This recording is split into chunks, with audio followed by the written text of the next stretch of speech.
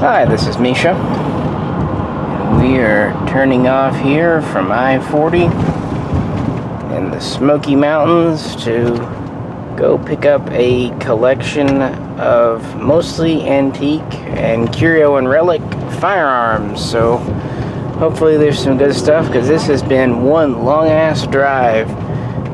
Tennessee, very thin, very, very long state. You know you've been on a long road trip when you cross time zones. So we made this voyage once before, about 2 years ago, to this old collector's. He was a gun dealer back in the 80s and 90s, and as time goes on and he was retired and whatnot, he's been piecing out his collection.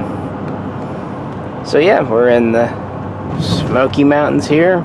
I would assume pretty nice countryside, although probably all you can see right now is interstate and highway. But so I would kind of do a little intro here.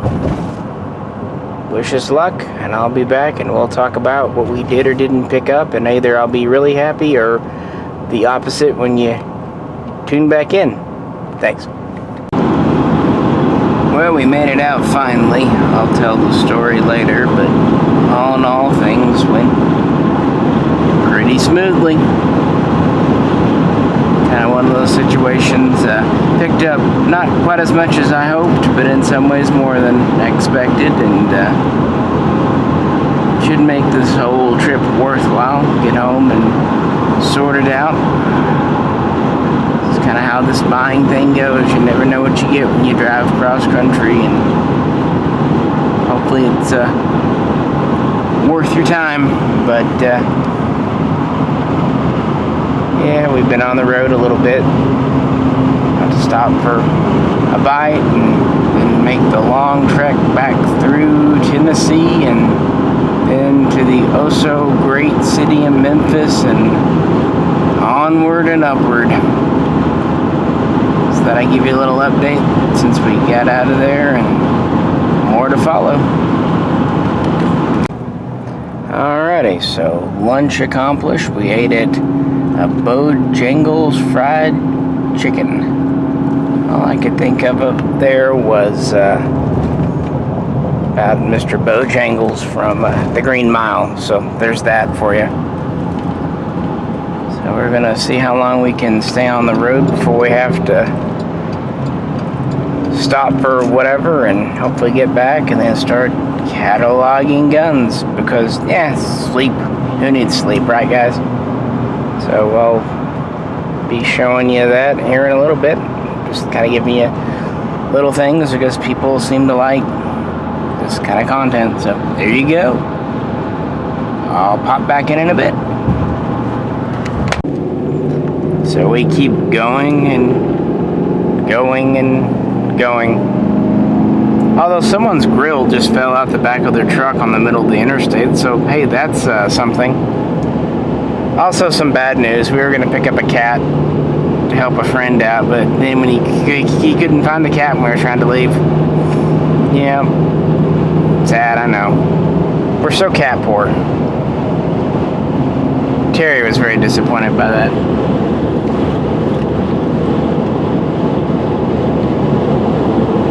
Yes, it is a very long drive.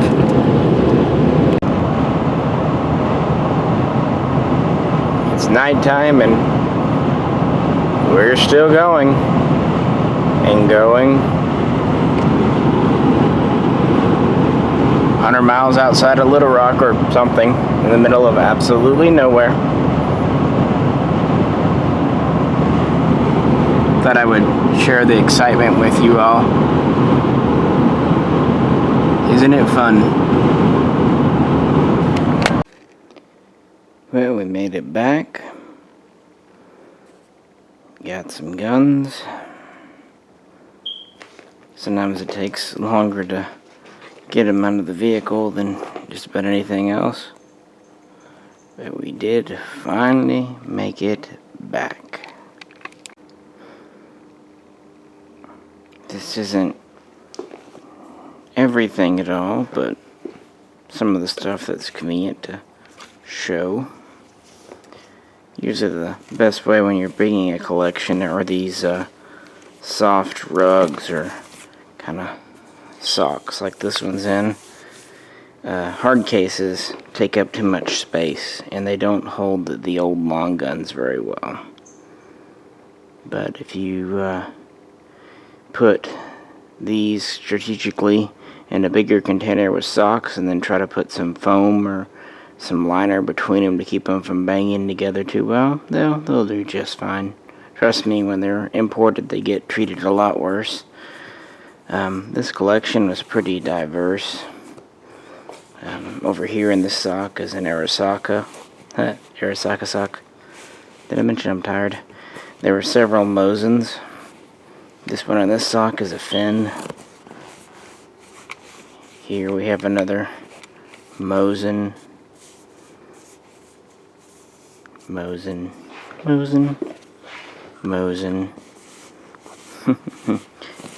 Here we have something pretty interesting. This is an infield, but it's a little special. I'll talk about it, I'm sure, at some point. Got another Mosin.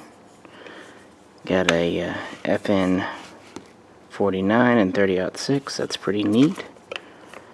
It had its bayonet too. That's one of mine. It just happened to be on the couch. Got a couple of Mausers. This is the Yugo 48. Yeah, I come home to my smoke alarm being on low, so I need to put new batteries in. Another Mosin. I know someone was about to say something, so haha, I beat you. Here's another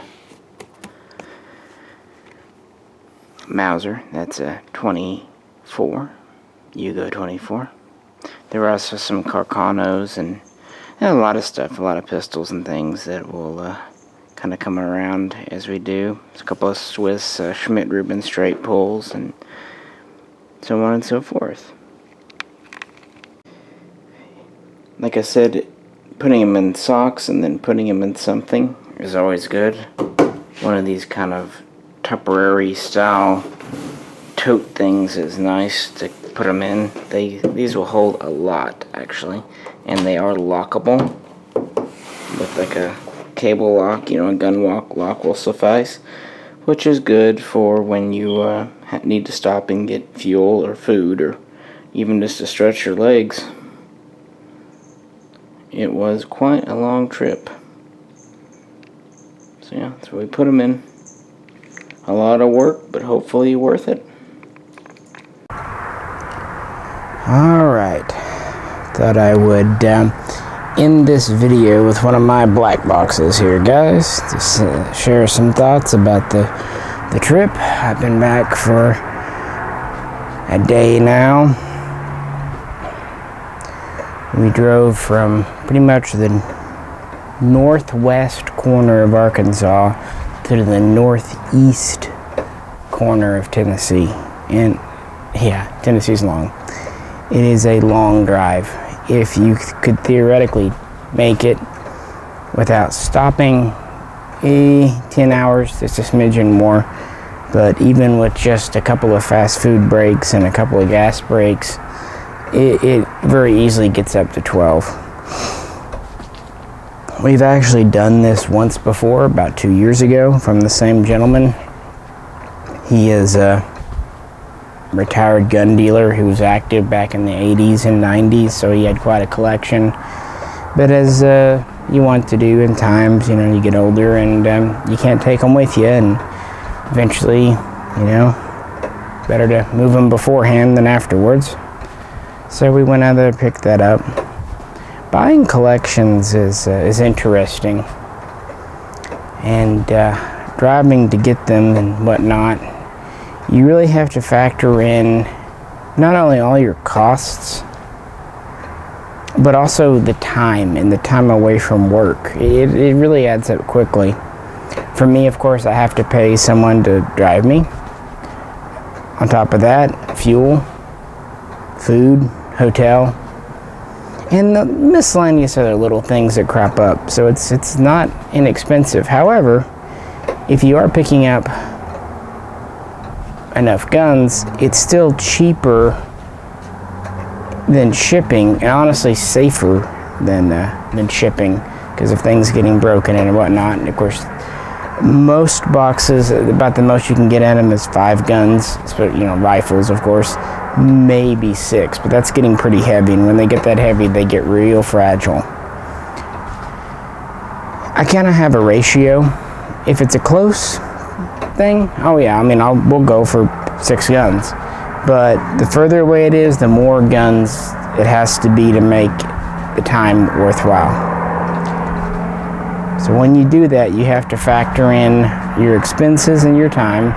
Then you also have to factor in how much money you're shelling out all at once and how long it will take you to recoup it. Let's say you theoretically buy 20 guns. Well, if you buy at 50% value, which is what a lot of gun shops do, you're still in the hole while you sell the first 10 guns, and actually the next 11 or even 12th gun still in the hole because of paying for your expenses. So it's not until the 12th, 13th, or 14th gun you're starting to see any profit. The thing is, how long does it take you to get to that point? That's the question. When guns are varied, there's pros and cons. For example, the first time we went, we picked up a lot of Japanese guns, which were very similar. Quite a few 99s, 38s. There's pros and cons to having similar guns. For one thing, once you kind of get a template worked up, they're easier to sell. Just relist with new pictures. Not much research needed. But on the other hand, they move slower because you can only do really 1 or 2 at a time. When guns are varied, when they're different, each gun requires individual templates, research, and each one has their quirks. So but they also might sell faster because you could list 6, 7, 8, 10, whatever at a time because they're all different. Just things to kind of factor in there. The end of the day, I really wouldn't go for newer guns. If a guy's got an AR-15 collection, who cares, frankly.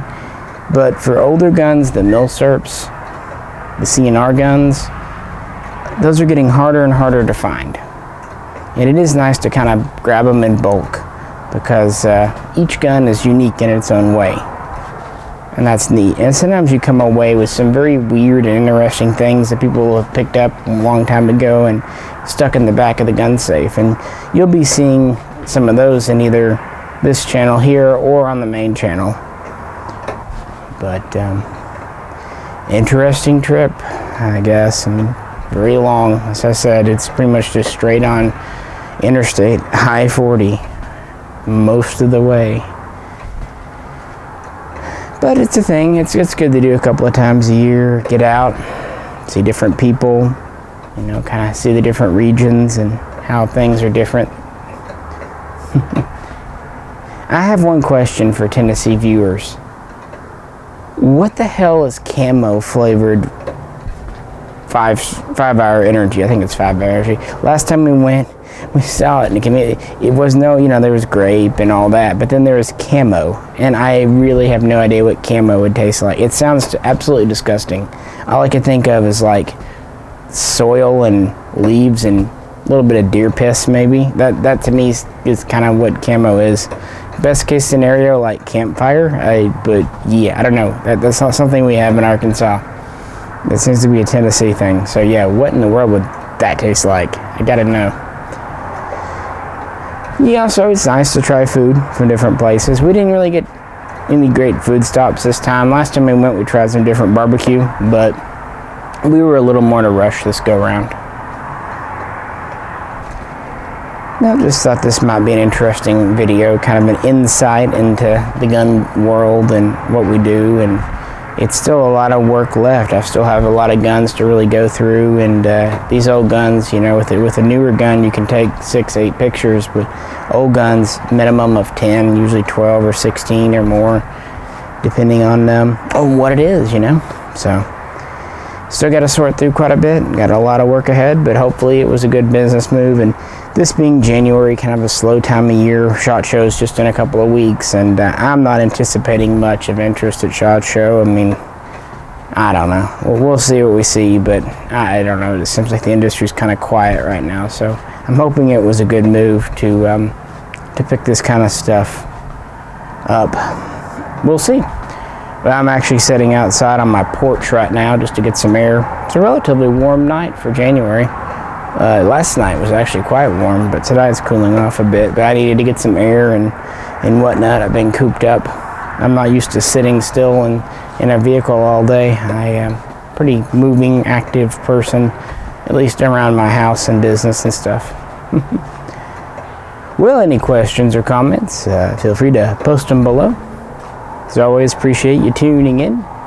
And if you could, like, share, and subscribe.